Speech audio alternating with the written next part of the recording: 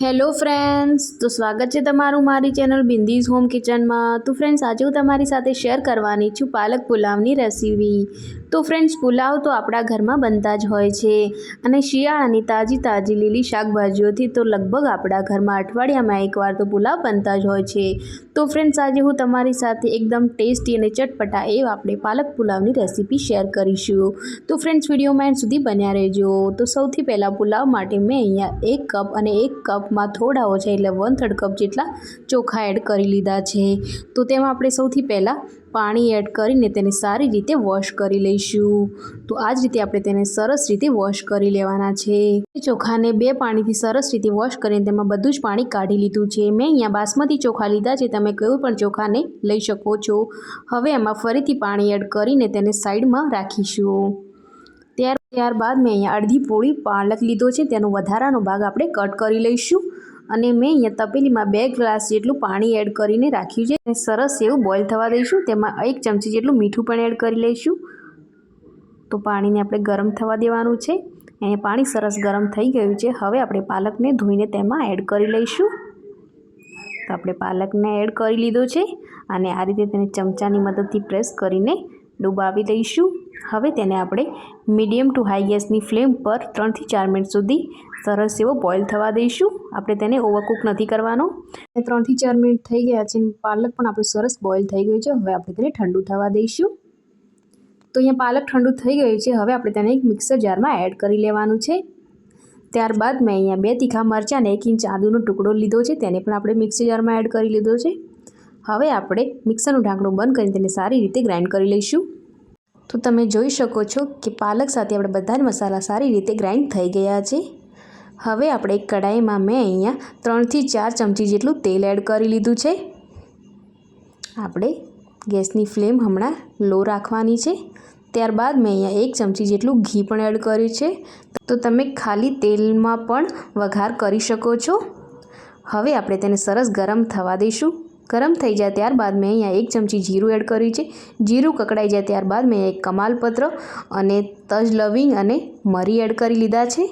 હવે આપણે બધા જ મસાલાને સારી રીતે સાંતળી લઈશું। ગેસની ફ્લેમ આપણે મીડિયમ રાખીશું। તો મસાલા આપણા સરસ રીતે સંતળાઈ જાય ત્યારબાદ મેં અહીંયા 2 ચમચી લીલું લસણ એડ કરી લીધું છે, ઝીણું કટ કરીને। લીલા લસણની જગ્યાએ તમે સૂકું લસણ પણ લઈ શકો છો। તો લસણને પણ આપણે સરસ રીતે સાંતળી લેવાનું છે। ગેસની ફ્લેમ મીડિયમ રાખીશું અને એક મીડિયમ સાઇઝની ડુંગળીને મેં ઝીણી કટ કરી લીધી છે, તેને પણ આપણે એડ કરી લઈશું અને તેને પણ આપણે મીડિયમ ગેસની ફ્લેમ પર સરસ રીતે સાંતળી લેવાની છે। તો અહીંયા ડુંગળી સાથે સાથે મેં અહીંયા 1/4 કપ જેટલા વટાણા લીધા છે, તેને પણ એડ કરી લીધા છે અને તેને પણ આપણે ડુંગળી સાથે સરસ રીતે સાંતળી લઈશું। જો તમારે ફ્રોઝન વટાણા લેવા હોય તો તમે એને પાછળથી પણ એડ કરી શકો છો જ્યારે તમે રાઈસ એડ કરો, પણ મેં અહીંયા લીલા વટાણા લીધા છે એટલે મેં પહેલાંથી એડ કર્યા છે। હવે આપણે ઢાંકણું ઢાંકીને તેને 1 મિનિટ સુધી કૂક થવા દઈશું। ગેસની ફ્લેમ મીડિયમ રાખીશું। તો અહીંયા 1 મિનિટ જેવું થઈ ગયું છે અને ડુંગળી અને વટાણા સારી રીતે કૂક થઈ ગયા છે। ફરીથી તેને સરસ રીતે મિક્સ કરી લઈશું। ત્યારબાદ આપણે જે પાલકને ગ્રાઇન્ડ કરીને રાખ્યું હતું તેને પણ એડ કરી લેવાનું છે। તો અહીંયા પાલકને મેં એડ કરી લીધું છે, તેને પણ આપણે સરસ રીતે મિક્સ કરી લઈશું। તો પાલકને આપણે સરસ રીતે મિક્સ કરી લેવાનું છે। ગેસની ફ્લેમ મીડિયમ જ રાખવાની છે। તો પાલક આપણું મિક્સ થઈ જાય ત્યારબાદ આપણે તેમાં મસાલા કરી લઈશું। તો અહીંયા પાલક આપણો સરસ રીતે મિક્સ થઈ ગયો છે। હવે આપણે તેમાં અડધી ચમચી હળદર પાવડર, 1 ચમચીમાં ધાણા જીરું પાવડર, આપણે તેમાં પહેલાંથી લીલા મરચાં એડ કર્યા છે, તો મરચું તમારે તમારા ટેસ્ટ પ્રમાણે એડ કરવાનું રાખવાનું છે। તો મેં અડધી ચમચી મરચું એડ કર્યું છે, સાથે સાથે આપણે ટેસ્ટ પ્રમાણે મીઠું પણ એડ કરી લઈશું।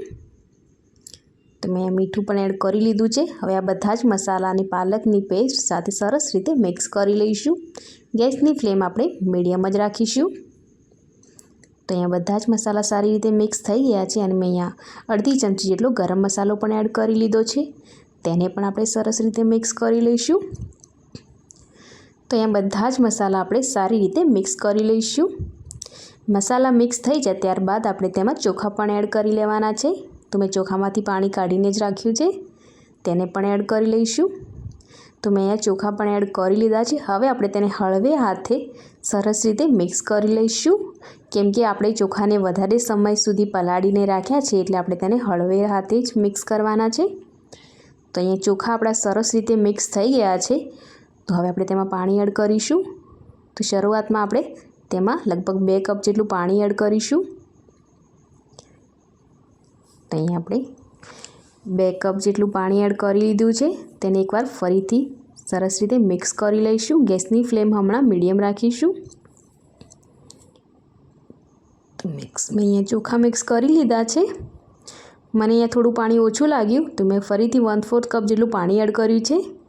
ત્યારબાદ મેં અહીંયા 5-7 જેટલા ફુદીનાના પાન એડ કરી લીધા છે।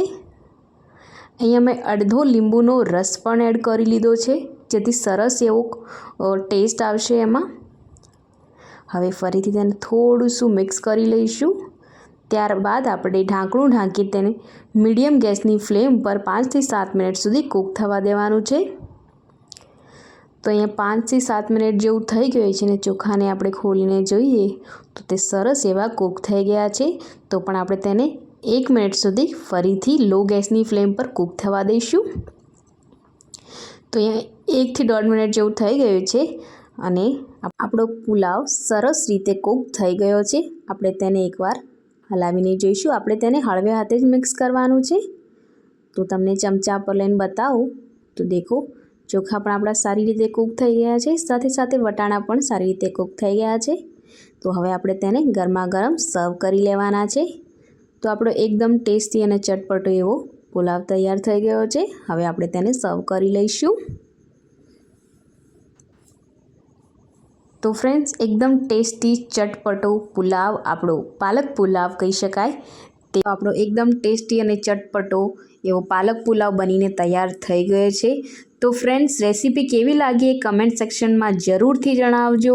અને આ રેસીપી શિયાળામાં તાજા તાજા પાલક સાથે અને તાજી તાજી શાકભાજીઓ સાથે આ પુલાવની રેસીપી તમે એકવાર તમારા ઘરે જરૂરથી ટ્રાય કરજો। અને ફ્રેન્ડ્સ, વિડીયો ગમ્યો હોય તો વિડીયોને લાઇક અને તમારા ફ્રેન્ડ્સ અને ગ્રુપમાં શેર કરજો। અને મારી ચેનલ પર નવા હો તો ચેનલને સબસ્ક્રાઈબ જરૂરથી કરજો, અને નીચે આપેલ બેલ આઇકોનને પ્રેસ કરવાનું ના ભૂલતા। તો ફરી મળીશું આવી નવી રેસીપી સાથે। ત્યાર સુધી આવજો।